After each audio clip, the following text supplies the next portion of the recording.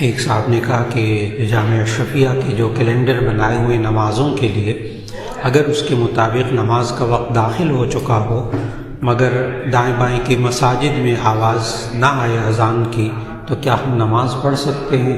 تو اس کا جواب ہے کہ جی ہاں، جامعہ اشرفیہ کے جتنے بھی کیلنڈر بنے ہوئے ہیں وہ آپ کو دفتر سے مفت مل سکتے ہیں۔ بس ایک دفعہ گھر میں کیلنڈر لٹکا لیں، وہ ہمیشہ کے لیے، ہر سال کے لیے وہ کیلنڈر کافی ہے۔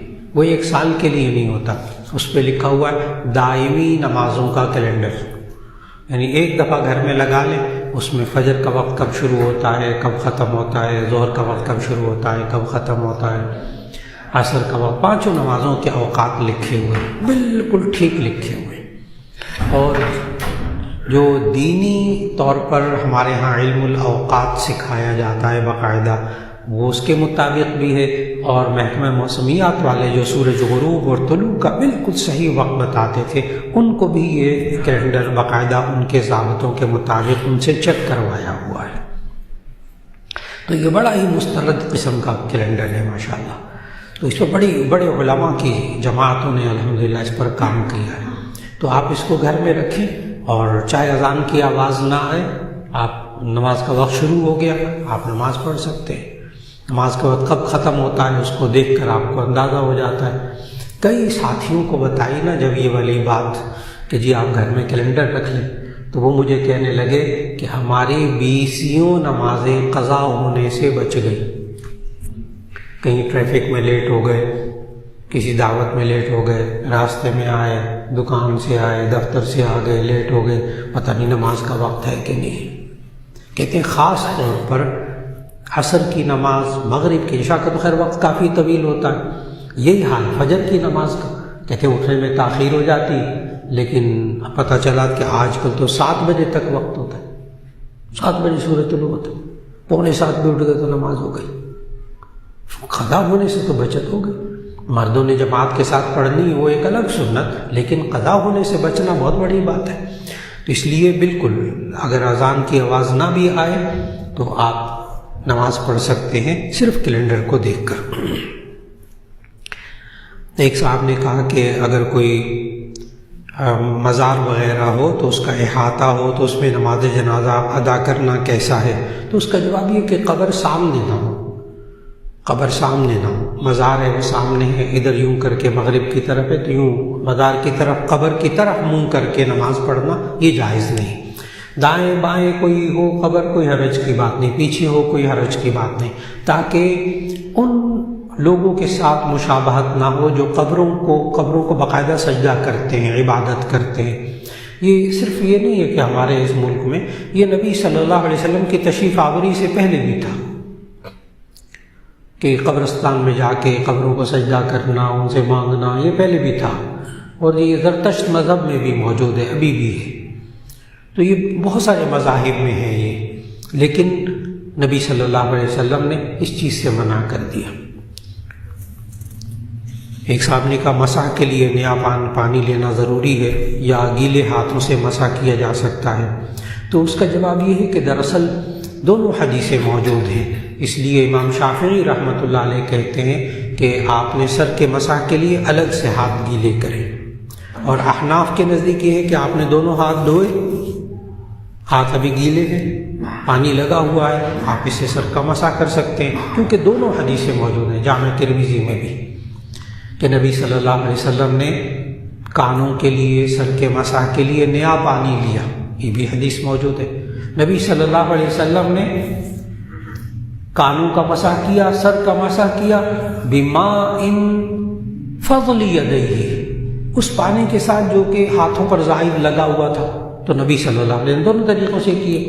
اب وہ جن حدیثوں میں لکھا ہے نیا پانی لیا، تو اس کو علماء کہتے ہیں افضل یہ ہے کہ آپ نیا پانی لے لیں۔ اس کا طریقہ یہ ہے کہ ہاتھ دھو لیا، ہاتھ دھو کے تھوڑا سا پانی لیا، بس گیلا دوبارہ کر لیا، سر کا مسح کر لیا، کوئی حرج کی بات نہیں۔ لیکن اگر آپ نے ہاتھ دھوئے، ٹوٹی کو بند کر دیا اور ہاتھ گیلے ہیں، آپ اسے مسح کر سکتے ہیں، سر کا کوئی حرج کی بات نہیں۔ صحیح طریقہ کیا ہے سر کا مسح کرنے کا جو طریقہ ہے نا فرض، وہ یہ ہے چوتھائی سر کا مسح کرنا وضو میں فرض ہے۔ پورے سر کا مسح کرنا، پورے سر کا مسح کرنا 1 مرتبہ سنت ہے، بس اس کو سمجھ لیجیے۔ مسح کس کو کہتے ہیں؟ اس کی تعریف، اس کی ڈیفینیشن، تر ہاتھ کو، گیلے ہاتھ کو عضو پر پھیرنے کو مسح کہتے ہیں، بس اتنی سی بات ہے۔ گیلا ہاتھ سر پہ پھیر لیں۔ اب مثال کے طور پر آپ نے امامہ باندھا ہے، پگڑی پہنی ہوئی، ٹھیک، ایک ہاتھ آپ کا فارغ، ایک ہاتھ یوں کر کے کیا، دیکھ کیا چوتھائی سر ہو گیا، مسح ہو جائے۔ لیکن اگر آپ سر کا مسح کریں اس طریقے سے کہ آپ نے ایک دفعہ ہاتھ گیلے کیے، تو اب سر کا مسح کہ آپ، یہ کوئی سنت مؤکدہ طریقہ نہیں ہے، افضل طریقہ ہے یہ والا جو میں بتانے لگا ہوں، کہ آپ ہاتھ گیلے کیے، اب غور سے دیکھیے گا، 3 انگلیوں کو ملا لیں، اس کو سر کا مسح کریں یہاں سے انگلیوں سے، پھر ہتھیلیوں کو واپس لائیں، سر کا مسح کیا، پھر یوں ہتھیلیوں کو واپس لائیں، ٹھیک۔ اب آپ نے غور کیا کہ یہ انگلی بھی استعمال نہیں ہوئی، غور کیا، یہ 3 انگلیاں اور ہتھیلی استعمال ہوئی ہے، ٹھیک ہو گیا۔ یہ شہادت والی انگلی اور انگوٹھا دونوں استعمال نہیں ہوئے، اب آپ اس کو کانوں کے لیے استعمال کر لیں، ٹھیک ہو گیا۔ اب ذرا غور کیجئے گا، یہ آپ کا حصہ استعمال ہوا ہے پانی والا؟ نہیں ہوا، تو اس سے گردن کا مسح کر لیجیے۔ اب یہ دیکھیے کہ سب جگہ نیا پانی ہی استعمال ہوا ہے، ٹیکنیک کچھ سمجھ میں آئی؟ جو فرض ہے وہ میں نے بتایا، فرض کیا ہے؟ گیلے ہاتھ کو پھیر لیں، سارے پہ نہیں پھیرا، چوتھائی پر پھیرا، فرض ادا ہو گیا۔ اور اس طریقے سے کہ اختلاف ہی نہ رہے کسی امام کا بھی، اس کا طریقہ کیا؟ ہاتھ دوبارہ گیلے کر لی، اب اس کے بعد 3 انگلیوں کو ملا کر سر پر پھیرے، پیچھے لے جائیں اور ہتھیلیوں سے ہی واپس لے آئیں، ٹھیک ہو گیا۔ پھر دونوں انگلیاں، یہ بھی ابھی استعمال نہیں ہوئی تھی، ٹھیک، پھر کانوں کے پیچھے انگوٹھا، اب یہ سارا ہاتھ استعمال ہو گیا، لیکن ابھی بیک ابھی بھی استعمال نہیں ہوا، پچھلا ہاتھ نہیں استعمال ہوا، اس کو کیا کریں؟ گردن پر۔ بعض لوگ مجھے کہتے ہوئے نظر آتے ہیں، مولانا یہ گلے کا مسح تو بدعت ہے، یہ بعض لوگ کہتے ہیں گلے کا مسح بدعت ہے، تو وہ بالکل ٹھیک کہتے ہیں، وہ بالکل ٹھیک کہتے ہیں، اس لیے کہ اس کو گلا نہیں کہتے، اس کو گردن کہتے، گلا اس کو کہتے۔ بعض لوگ نے یہاں بھی مسح کرتے ہیں یوں کر کے، یہ بدعت ہے، یہ سنت نہیں ہے۔ گلا یہ سامنے والا حصہ، اس کا مسح نہیں ہے سنت، اس کا مسح سنت ہے رقبہ، گردن، گدی، قفا، اس کا مسح سنت ہے۔ تو بعض لوگ نے کہتے ہیں مجھے گلے کا مسح نہیں کرنا چاہیے، بالکل ٹھیک کہتے ہیں، وہ سنت میں ثابت نہیں ہے۔ ایک صاحب نے کہا شریعت میں منافع کی حد کتنی مقرر ہے؟ تو اس کا جواب ہے بالکل کوئی حد نہیں، چاہے 100 روپے پہ 1 روپیہ کمائیں، چاہے 2 روپے کمائیں، چاہے 10 روپے کمائیں، چاہے 100 پہ 200 روپے کما لیں۔ اب چائنا سے ایک پرزہ آتا ہے 100 روپے کا، اس کو 500 کا بیچتے، 1000 کا بیچ، 10 گنا کماتے، لوگوں کو کوئی پریشانی نہیں، کوئی دقت نہیں، جائز ہے۔ اور جہاں لوگوں کو اوپر ظلم ہونے لگے ناجائز ہے۔ تو خرید و فروخت میں منافع کوئی مقرر نہیں ہے، شریعت میں کوئی مقرر نہیں۔ یہ جو بعض لوگ کہتے ہیں نا کہ منافع اتنا ہونا چاہیے جتنا آٹے میں نمک، یہ حدیث نہیں ہے، یہ کوئی شرعی اصول نہیں ہے۔ آپ کمائیں جتنا کما سکتے ہیں، غلے کا یہ حال ہے، سبزیوں کا یہ حال ہے، لیکن سبزیاں آ جائیں سستی اور عوام کو مہنگی ترین کر کے بیچنا، ان کی مجبوری سے فائدہ اٹھانا، وہ جائز نہیں، اس کو استحصال اور ظلم کہتے ہیں۔ جہاں دیکھیں کہ اگلا پریشان ہو رہا ہے وہاں اتنا منافع پھر اس سے نہ لیں۔ باقی منافع کی شریعت نے کوئی حد مقرر نہیں کی۔ یہاں تک کہ مدینے میں بھی ظاہر ہر دفعہ مہنگائی ہوتی، جامع ترمذی میں حدیث ہے کہ ایک دفعہ مدینہ شریف میں مہنگائی ہو گئی، غلی السعر، نرخ، ریٹ مہنگے ہو گئے، سعر کہتے ہیں عربی میں ریٹ کو، نرخ کو، بھاؤ، تو صحابہ نے عرض کیا سعر لنا یا رسول اللہ، اے اللہ کے رسول ہمارے لیے ریٹ مقرر کرتے، نرخ مقرر کرتے، کوئی چیز کوئی بندہ اس سے زیادہ نہ بیچ سکے۔ جامع ترمذی کی حدیث میں نبی صلی اللہ علیہ وسلم نے انکار کر دیا، میں نے ریٹ مقرر نہیں کرنے۔ ان اللہ هو المسعر، بے شک اللہ ہی ریٹ مقرر کرنے والا ہے، اللہ ہی ریٹ مقرر کرنے والا۔ کیا مطلب؟ ایک چیز پیداوار ابھی تازہ تازہ آئی مارکیٹ میں، زیادہ آئی، سیب زیادہ آ گئے، گندم زیادہ آ گئے، ٹماٹر زیادہ آ گئے، سستے ہو گئے، سستے ہو گئے، اور ٹماٹر کی کم پیداوار ہو گئی، لینے والے بہت سارے ہو گئے، مہنگائی ہو جاتی، آسان سی بات ہے، طلب اور رسد والی۔ تو اللہ ہی ریٹ مقرر کرنے والا ہے، یعنی کبھی سستا ہو جاتا ہے کبھی نہیں۔ یہ جو ہے نا ریٹ مقرر کرنا، اس پر آج تک ماہر اقتصادیات، بزنس کی تجارت کے بڑے بڑے دماغ آج تک اس بات پہ متفق نہیں ہو سکے کہ ریٹ مقرر کرنا بہتر ہے یا نہیں، آج تک متفق نہیں ہو سکے۔ بہت اچھی طرح میری بحثیں ہوتی ہیں ان سے، آج تک وہ فائنل نہیں کر سکے۔ کیوں؟ ریٹ مقرر کرنے سے بھی تاجر بہت زیادہ کماتا ہے، ریٹ مقرر کرنے سے بھی تاجر ظلم کرتا ہے۔ کیسے؟ وہ ٹماٹر کے ریٹ مقرر ہو گئے، اب وہ چند دن بعد ٹماٹر سستے ہو گئے، وہ جی ریٹ یہ ہے، اب وہی ریٹ لے رہا، یہی حال پیٹرول کا ہے، پیٹرول کا ریٹ مقرر کر لیا گیا، انسانوں پر ظلم شروع ہو گیا، پیچھے تیل سستا ہو جاتا ہے، پوری دنیا میں سے تیل سستا، اس کا ریٹ مقرر ہے، یہ تو وہی کھا رہے ہیں، مزے کر رہے ہیں، اربوں روپے کما رہے ہیں۔ تو ریٹ مقرر کرنا یہ بس اوقات مفید بھی ہوتا ہے، بس اوقات نقصان دہ بھی ہوتا ہے۔ جہاں دیکھا کہ بھی ظلم ہو رہا ہے وہاں ریٹ مقرر کر دو، جہاں دیکھا ظلم نہیں ہو رہا نہ مقرر کرو ریٹ، کوئی بات نہیں۔ ایک صاحب نے کہا کہ جی ریٹ میں تو نہیں کہیں پہ بھی یہ لکھا ہے کہ اپنے پر شمانا ہے، اس کی دل میں بھی ہے کہ چاہیے حکومت اس سے معاشرہ بھی ہوگا، یہ شاید اس طرح سے، لیکن یہ جو ذخیرہ اندوزی کر کے پھر منافع مرضی کا لوں گا، ذخیرہ اندوز کے بارے میں کیا بات ہے؟ جی بھائی صاحب نے ایک سوال کیا ہے کہ یہ ذخیرہ اندوزی یہ کیا چیز ہے، پھر کیا یہ حرام ہے، ناجائز ہے؟ دیکھیے ذخیرہ اندوزی کا مطلب کیا ہوتا ہے؟ ذخیرہ کر کے رکھنا، سٹاک کر کے رکھنا۔ سٹاک کیے بغیر، ذخیرہ کیے بغیر بزنس کوئی کر ہی نہیں سکتا، خاص طور پر گندم، چاول، دالیں، پھل، سبزی، فلاں فلاں۔ گندم سارا سال تو نہیں اگتی، وہ تو ایک سیزن میں اگتی ہے، آپ اس کو وہ ذخیرہ کر کے رکھتے ہیں گوداموں میں، پھر سارا سال سپلائی کرتے۔ دال، چاول سارا سال تو نہیں اگتے، پیاز بھی سارا سال نہیں اگتی، اب کچھ ہے موسمی چیزیں انہوں نے شروع کر دی، لیکن بعض چیزیں ایسی ہیں جو موسمی ہیں بس، پھر کیا کریں گے؟ اس کو سٹاک کر کے رکھیں گے تو چلے گا نا۔ ذخیرہ اندوزی کون سی ناجائز؟ اس کے لیے ہدایہ میں فقہا نے 22 شرطیں لکھی، تب ناجائز ہے۔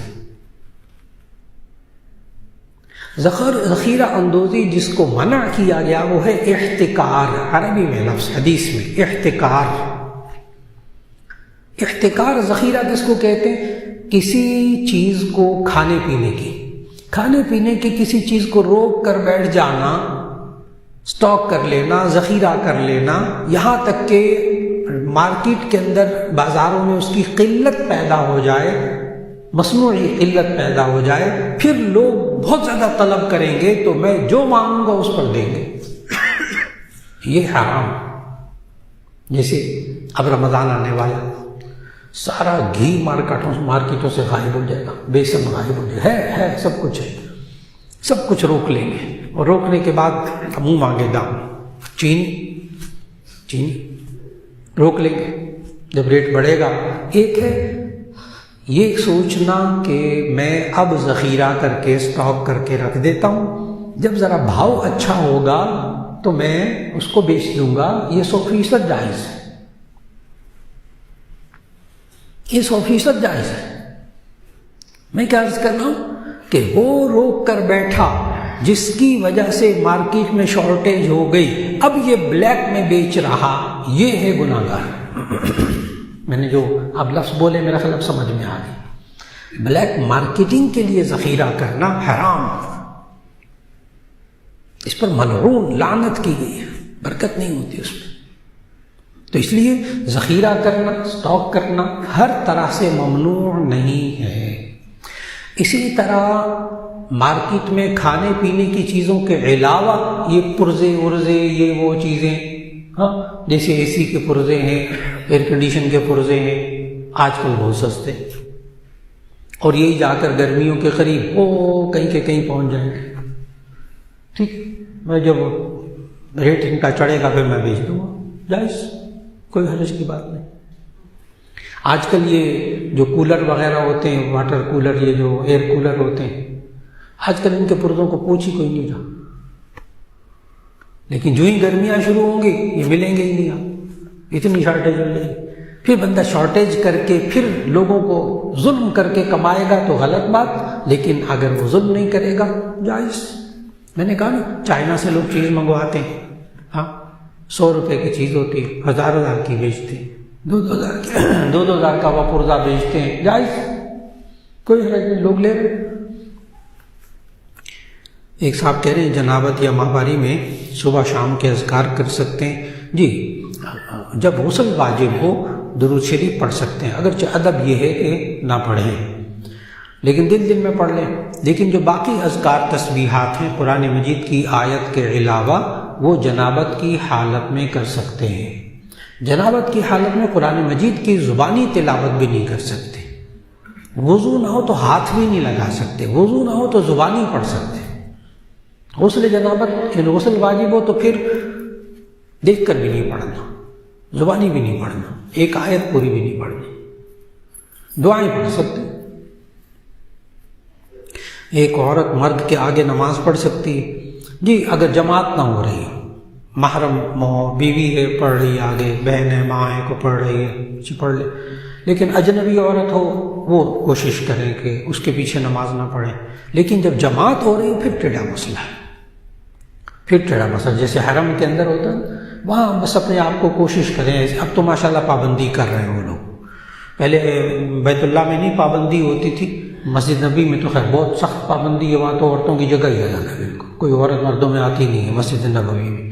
لیکن وہاں جو بیت اللہ ہے نا، وہاں نیچے مطاف میں، اوپر بھی بڑی اب ماشاءاللہ سختی کرتے ہیں، اب نیچے بھی انہوں نے سختی دبا کے سختی شروع کر دی، یعنی گول جو مطاف ہے نا جس میں نماز، اس میں تو عورت کو نماز کے وقت میں نہیں کھڑا ہونے دیتے، ایک عورت کو نہیں، اب تو ماشاءاللہ بڑی سختی کر دی، اب عورتوں کو ایک طرف لگا دیتے بالکل، پہلے تھا۔ البتہ برآمدوں وغیرہ میں یہ ہو رہا ہے کہیں کہیں، تو وہاں کوشش کریں وہاں بندہ نہ جائے، عورتوں کو عورتوں میں کھڑا کر دے، مردوں میں کھڑا کر، اب کافی پابندی کر رہے ہیں۔ ایک سا کہتے ہیں عادات و خصائل پر کون سی کتاب پڑھنی چاہیے؟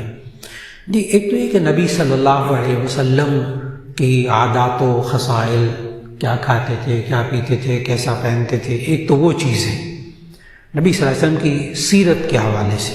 اس کے لیے تو بہترین کتاب حدیث کی ہے، اردو میں بھی مل جاتی ہے، شمائل ترمذی، اس کی اردو شرح لکھی گئی ہے خصائل نبوی، شرح شمائل ترمذی، حضرت شیخ الحدیث مولانا زکریا صاحب رحمہ اللہ، عام اردو میں مل جاتی، کمال کی چیز، کمال کی چیز ہے۔ ایک یہ کہ اپنی زندگی میں عادتیں عام، تو اس کے لیے بہترین کتاب ہے اسوہ رسول اکرم صلی اللہ علیہ وسلم، ڈاکٹر عبدالحی عارفی رحمۃ اللہ علیہ کی، اردو میں بھی مل جاتی ہے، انگلش میں بھی کئی زبانوں میں اس کا ترجمہ ہو گیا۔ اس میں نا پیدائش سے لے کر مرنے تک ہر ایک بات کے بارے میں نا سنت کے مطابق، قرآن کے مطابق آداب لکھے ہوئے ہیں، اس سے انسان معلوم کر لیتا میں کیسے کھانا کھاؤں، کیسے کپڑے پہنوں، کیسے کماؤں، کیسے سوؤں، میرا لباس کیسا ہونا چاہیے، میرا ملنا جلنا کیسا ہونا چاہیے۔ اس میں چیپٹر ہے ایمانیات، عبادات، معاملات، معاشرت، اخلاق، پورا دین آسان ہے، اور اس میں اختلافی باتیں نہیں ہیں، کمال کی کتاب لکھی اور ہر بات کا حوالہ لکھا ہے، اس سے بہت اچھی طرح۔ اور میں بتاؤں کہ یہ جو لوگ کہتے ہیں نا اسلام قابل عمل نہیں ہے، اب یہاں کئی سال ہو گئے بخاری شریف ترمذی شریف پڑھانی ہوتی ہے تو پوری ترمذی ختم ہونے لگتی ہے نا، جیسے آج کل بخاری شریف ابھی ختم ہوئی سبق میں، تو میں طلباء سے سوال کرتا ہوں تم نے سارا دین مطالعہ کر لیا نا، اب مجھے بتاؤ کون سا عمل ہے اسلامی جو قابل عمل نہیں ہے؟ یہ سارے وہ لوگ یہ جملے بولتے ہیں، وہ جی آج کل دین قابل عمل نہیں ہے، اسلام قابل عمل نہیں، ان لوگوں کو اسلام کا پتہ ہی نہیں، پتہ ہی نہیں بیچاروں کو۔ اور جن کو اسلام کا پتہ ہے، جیسے ہمارے علماء یہاں پڑھتے، اب 600 کے قریب علماء یہاں پڑھتے، میں نے ایک ایک سے پوچھا مجھے بتاؤ پورے دین میں کون سی ایسی بات ہے جو قابل عمل نہیں ہے؟ میں کہتے کوئی نہیں، سب قابل عمل ہے۔ میں تو یہاں بولتا ہوں دبا کے ان سے پوچھتا ہوں، میں نے کہا اب کوئی آپ کے سامنے کہے نا کہ دین قابل عمل نہیں ہے، اس کو دین کا پتہ ہی نہیں، اس نے دین سیکھا ہی نہیں، اس نے دین سیکھا ہی نہیں، اس کو پتہ ہی نہیں۔ دین قابل عمل 100% قابل عمل۔ ایک صاحب نے کہا عصر کی نماز چھوٹ جائے تو کیا مغرب کے وقت میں مغرب کی نماز سے پہلے پڑھی جا سکتی ہے؟ جی، اگر عصر کی نماز چھوٹ جائے تو مغرب کی نماز پڑھنے سے پہلے آپ عصر کی نماز پڑھ لیجئے، اگر آپ صاحب ترتیب ہیں۔ یہ ذرا باریک سا مسئلہ ہے لیکن آسان کر کے سمجھا دیتا ہوں۔ صاحب ترتیب کہتے ہیں کہ جو بندہ بالغ ہونے کے بعد سے نماز پڑھنے لگا، اس کی آج تک نماز قضا نہیں ہوئی۔ نمبر 2، وہ شخص جس نے جب سے نمازیں پڑھنی شروع کی اس وقت سے ابھی تک اس کی کوئی نماز قضا نہیں ہوئی۔ نمبر 3، اس نے زندگی میں ایک دفعہ عہد کر لیا اب میں پابندی سے نماز پڑھوں گا، کوئی نماز ترتیب کے بغیر نہیں پڑھوں گا۔ اب یہ تینوں صاحب ترتیب ہیں۔ جو صاحب ترتیب ہو نا، ترتیب سے نمازیں پڑھتا آ رہا ہے، اس کی اگر پہلی نماز قضا ہو گئی، دوسری نماز پڑھے گا تو اس کی وہ نماز موقوف رہے گی، دوسری نماز موقوف رہے گی۔ اگر 5 نمازوں تک اس نے وہ والی پہلی جو رہ گئی تھی وہ نہیں پڑھی تو اس کی یہ 5 نمازیں ٹھیک ہو جائیں گی اور یہ صاحب ترتیب نہیں رہے گا، پھر قضا کرنا۔ اور اگر اس نے ایک نماز پڑھی، وہ جو قضا ہو گئی تھی، اس کے بعد ایک نماز پڑھی، دوسری پڑھی، تیسری پڑھی، پھر یاد آیا اوہ میری تو ایک نماز قضا رہ گئی تھی، تو اس نے پھر وہ قضا نماز پڑھ لی، تو یہ تینوں نمازیں فاسد ہو گئی، لیکن یہ صاحب ترتیب۔ اور پتہ ہے اللہ چاہتا تو نبی صلی اللہ علیہ وسلم کی کوئی نماز رہتی نہ، اللہ کے محبوب ہے نا صلی اللہ علیہ وسلم، کوئی نماز رہتی نہ، لیکن غزوہ خندق کے اندر، غزوہ احزاب، غزوہ خندق میں نبی صلی اللہ علیہ وسلم کی 3 نمازیں چھوٹ گئی کفار کے ساتھ، 3 نمازیں چھوٹ گئی، ظہر، عصر، مغرب قضا ہو گئی۔ نبی صلی اللہ علیہ وسلم نے عشاء کے وقت میں یہ نمازیں پڑھی 4، 3 وہ، چوتھی عشاء۔ پہلے ظہر کی نماز پڑھی، پھر عصر کی نماز پڑھی، پھر مغرب کی نماز پڑھی، پھر عشاء کی نماز پڑھی۔ تو قضا نمازیں، اس لیے انہوں نے پوچھا کیا عصر کی نماز قضا ہو جائے تو میں مغرب سے پہلے پڑھوں؟ تو اس کا جواب یہ، اگر آپ صاحب ترتیب ہیں تو آپ کو عصر کی نماز پہلے پڑھنی پڑے گی، پھر آپ مغرب کی نماز پڑھیں گے، اور اگر صاحب ترتیب نہیں ہے پھر کوئی غرض نہیں، پھر آپ مغرب کے بعد بھی پڑھ سکتے ہیں، بات مکمل ہو گئی۔ ایک صاحب نے کہا کہ میں ہر کام بہت کرتا ہوں اور لیکن اس میں لفظ لکھا میں سمجھ نہیں پا رہا، کوئی لکھنے والے موجود ہوں تو بتا دیجیے کہ میں اس میں پابندی نہیں کرتا، کوئی طریقہ بتا دیں کہ جس کے ذریعے میری زندگی میں پابندی آ جائے۔ جی، تو اس کا جواب یہ ہے کہ اس کو کہتے ہیں استقامت۔ بعض لوگ پتہ کیا کہتے ہیں استقامت، دعا کریں اللہ تعالیٰ مجھے استقامت عطا فرما دے۔ مولانا استقامت کیسے آتی ہے؟ بہت آسان سی بات ہے. جس کام میں آپ پابندی سے کریں گے نا اسی کو استقامت کہتے ہیں. استقامت الگ سے کسی چیز کا نام نہیں ہے. آپ نمازیں پابندی سے پڑھتے ہیں استقامت. آپ پابندی سے سچ بولتے ہیں جھوٹ نہیں بولتے استقامت ہے. آپ پابندی سے سبق پڑھتے ہیں یہ استقامت ہے. آپ چھٹیاں کرتے ہیں یہ استقامت نہیں ہے. تو سبق پڑھنے میں استقامت کیسے آئے گی؟ چھٹیاں نہ کریں. نماز پڑھنے میں استقامت کیسے آئے گی؟ نماز قضا نہ کریں. میں استقامت کے ساتھ قرآن مجید کی تلاوت کیسے کروں؟ روزہ نہ کریں، چھٹی نہ کریں، ناغہ نہ کریں. بات ختم ہوگا. میں نے پھر کہا استقامت الگ سے کوئی چیز نہیں ہے.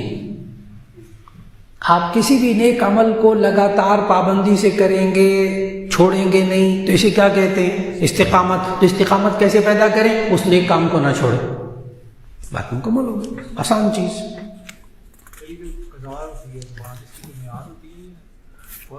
قضا نماز کی میعاد ہوتی ہے زندگی کے آخری سانس تک اور اس کا پتہ نہیں، لہذا فوراً پڑھ لیں. آسان سی بات ہے، فوراً پڑھ لیں. میں نے لمٹ بتا دی. یہ کہتے ہیں اگر چوہا برتنوں یا کھانے کی چیزوں میں منہ مار دے تو کیا کرنا چاہیے اور چوہوں کو بھگانے کے لیے کیا کیا جائے؟ جی اصل میں نبی صلی اللہ علیہ وسلم نے ہمیں چوہوں کے بارے میں بھی تربیت دی. جامع ترمذی کی حدیث ہے لا تترکوا النار فی بیوتکم، تم گھروں میں آگ نہ چھوڑو. فإن الفویسقۃ تظلم الناس، اس لیے کہ وہ چھوٹا سا جو فاسق ہے نا چوہا، یہ آگ کے ذریعے نقصان پہنچائے گا. اب اس حدیث کی تشریح میں محدثین نے لکھا کہ دراصل وہ جو پہلے زمانے میں آگ جلاتے تھے نا، دیا کیا ہوتا تھا؟ چھوٹا سا مٹی کا برتن، اس کے اندر آئل، تیل، ٹھیک، اور اس کے اندر اتنی بڑی نا وہ روئی کی بل کر رسی سی ڈال دیتے تھے نا، تو اس کے آگے تیل لگاتے تھے تو وہ دیا جلتا تھا. اچھا چوہا جو ہے نا وہ اس سفید رسی کو کوئی کیڑا سمجھتا ہے، اس کو کیڑا سمجھتا ہے. وہ جہاں جلتا ہے وہاں سے تو نہیں پکڑتا، اور جہاں وہ سفید نظر آتا اس کو پکڑ کر نا، وہ اس دور میں چھتیں ہوتی تھیں، یہ کھجور کے پتوں کی شاخوں کی چھتیں بنتی تھی نا، تو وہ چپ کر کے لے کر وہاں چلا جاتا تھا. لوگوں کے گھروں میں آگ لگ جاتی تھی. لا تترکوا النار فی بیوتکم حین تنام، جب تم سو تو گھر میں آگ نہ چھوڑو. اور دور جدید میں کیا ہے؟ میں چوہے سے بات کر رہا تھا کہ نبی صلی اللہ علیہ وسلم نے یہ سمجھایا، اور آج کل دور جدید میں یہ حدیث کتنے کام کی. بہت سے لوگ اس حدیث پر عمل نہ کرنے کی وجہ سے مر گئے. آگ جلائی، سردیاں نا، آگ جلائی، جلا کے جناب دروازے شروازے بند کیے، کوئلے جلائے، انگیٹھی جلائی. پہاڑی علاقوں میں یہی ہو رہا ہے، انگیٹھی جلائی اور کوئلے جلائے اور روشندان کھڑکیاں سب بند تاکہ ہوا نہ آئے. رات کو گیس ساری جمع ہو گئی، آکسیجن ختم ہو گئی، مر گئے، پتہ ہی نہیں چلا. پورے 8-10 لوگ. یہی حال آج کل گیس والے ہیٹر کا اندر ہو رہا ہے. گیس والا ہیٹر جلا کے سو گئے، رات کو گیس کسی وقت میں چلی گئی، گیس چلی گئی، ہیٹر بند ہو گیا. پھر گیس آ گئی، اب وہ جلانے والا کوئی نہیں، گیس بھر گئی کمرے میں، سارے مر گئے. تو آج کل گیس ہیٹر بھی جلتا ہوا نہیں چھوڑنا چاہیے، انگیٹھی بھی جلتی ہوئی نہیں چھوڑنی چاہیے. لیکن نبی صلی اللہ علیہ وسلم کیا کیا ادب سکھائے، اور نبی صلی اللہ علیہ وسلم نے چوہوں کے بارے میں کیا ادب سکھائے. دیکھیے دین کیسا. سنن ابی داؤد میں بھی حدیث موجود ہے، اور بخاری شریف میں بھی موجود ہے، جامع ترمذی میں بھی موجود ہے. نبی صلی اللہ علیہ وسلم نے فرمایا کہ اگر چوہا گھی میں گر جائے، اب ان کا سوال ہے، اگر چوہا گھی میں گر جائے تو چوہے کو باہر نکال کر پھینک دو، وَأَلْقُوهَا وَمَا حَوْلَهَا، اور اس کے ارد گرد جو گھی ہے وہ بھی نکال کے پھینک دو. آپ فوراً سمجھ گئے کہ یہ جمے ہوئے گھی کے بارے میں. چوہا گھی میں گر جائے، فَأَلْقُوهَا وَمَا حَوْلَهَا، تو چوہے کو باہر نکال کر پھینک دو اور گھی کو باہر نکال، باقی گھی پاک، باقی گھی کھا سکتے ہیں. آگے سنن ابی داؤد کی حدیث میں وَإِن كَانَ مَائِعًا فَلَا تَقْرَبُوهُ، اگر وہ گھی پگھلا ہوا ہو، لیکوڈ ہو، فَلَا تَقْرَبُوهُ، اس کے قریب مت جاؤ، وہ سارا ناپاک ہو گیا۔ ایک طرف تو یہ بات ہوگی گھی کی اور مائع کی۔ دیکھیں نبی صلی اللہ علیہ وسلم نے کتنی زندگی کی باتیں سکھائی ہیں، لیکن اگر خشک چیزوں پہ چوہا پھر جائے، جیسے گندم پہ چوہا، چاولوں میں چوہا، کوئی اور چیزیں دال والے رکھی ہوئی تھے اس میں چوہا، تو پھر ایسی صورت کے اندر آپ ان چوہوں کو جو پھر گئے گندم وغیرہ پہ کچھ پہ، وہ جائز، پاک، حلال، خشک ہے، کوئی حرج نہیں۔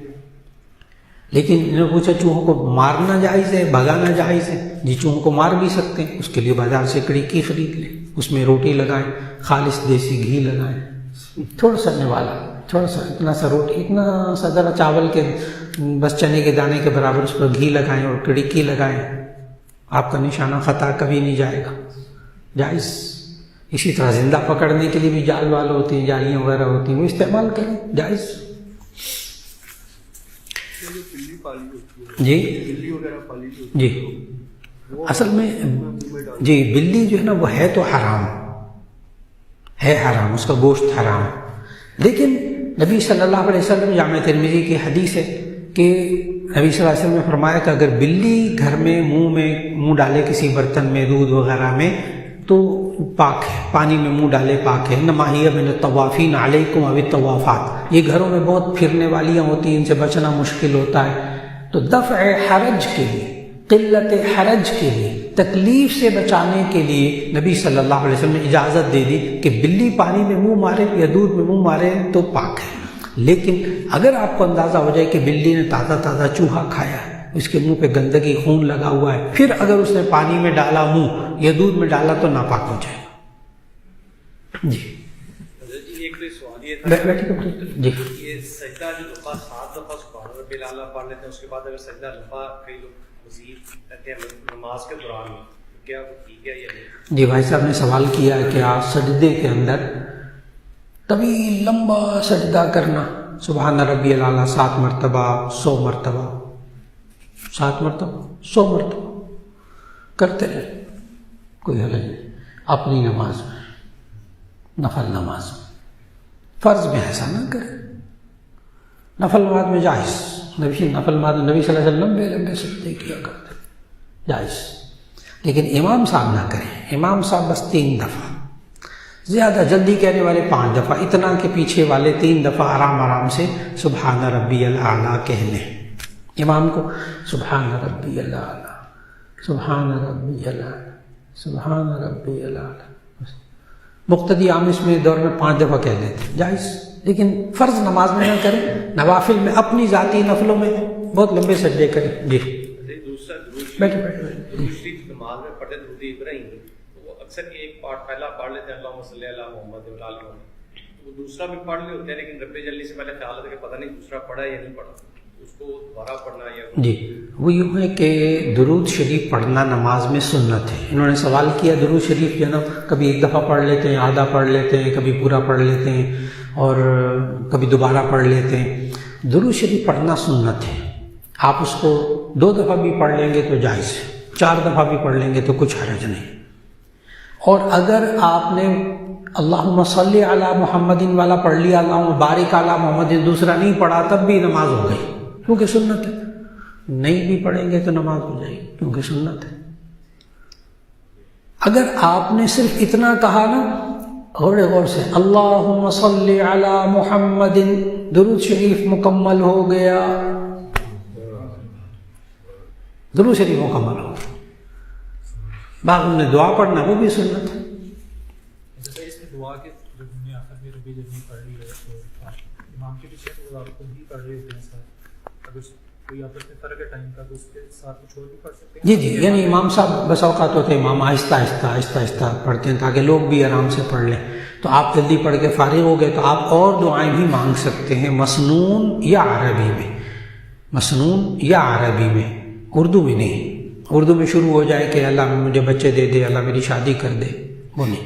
شادی کی بہت دعا ہاں شادی کی نہیں ہونی چاہیے لیکن یہ ہے کہ بزرگوں نے وہاں فقہا نے دعائیں بھی لکھی ہیں یہ والی، یہ نہ مانگے اللہم زوجنی، اللہ میری شادی کرا دے۔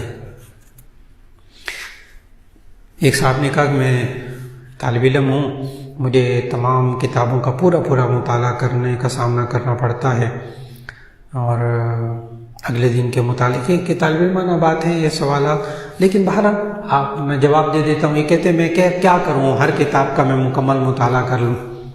ٹھیک، کوئی انسان اذا طمع فی الکل فاتہ الکل، جب انسان ساری چیز کا لالچ کرتا ہے نا تو ساری چیز نہیں ملتی اس کو، اور انگریزی میں کیا کہتے ہیں، some thing is better than nothing, کچھ نہ ہونے سے کچھ ہونا بہتر ہے۔